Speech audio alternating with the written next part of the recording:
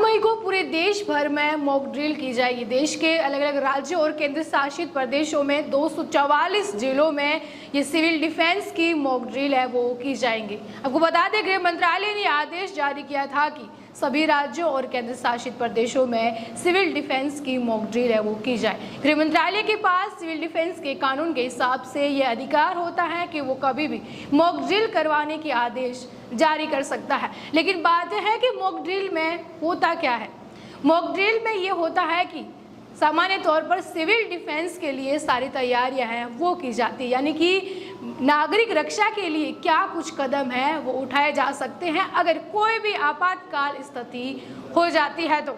यानी कि आपातकाल स्थिति में कैसे निपटा जाता है, मानवीय सुरक्षा को देखते हुए इसको अंजाम दिया जाता है और जिसकी तैयारी पहले से ही एक मॉक ड्रिल करके की जाती है और उसमें देश के एनसीसी, एनएसएस, होम गार्ड और सिविल डिफेंस के वॉलंटियर्स है वो शामिल होते हैं। और अगर देखिए जिस तरह से अगर मान लो कोई आगजनी की घटना हो जाए और आम लोग वहाँ रह रहे हैं, अगर कोई ज़्यादा रिहायशी इलाका है जहाँ पर ज़्यादा भीड़ है तो लोगों को बचाया कैसे जा सके और लोगों को इसके लिए पहले से ही कैसे अलर्ट किया जा सकता है, इसके बारे में उनको जागरूक कैसे किया जा सकता है कि लोग सेल्फ डिफेंस भी कर सके और सिविल डिफेंस है वो भी हो सके। तो ऐसे में मॉक ड्रिल करवाई जाती है। ये एयरपोर्ट, रेलवे स्टेशन, रिहायशी इलाकों में या फिर स्कूल, कॉलेज या फिर कहें कि कई जो ऐसे विभाग है वहाँ पर हो सकती है जहाँ पर लगता है कि सिविल डिफेंस होना चाहिए। इसमें ट्रेनिंग दी जाती है कि किस तरह से एकदम से कोई आपातकाल स्थिति हो जाती है तो उससे लोगों को बचाया जा सकता है और लोग खुद का बचाव है वो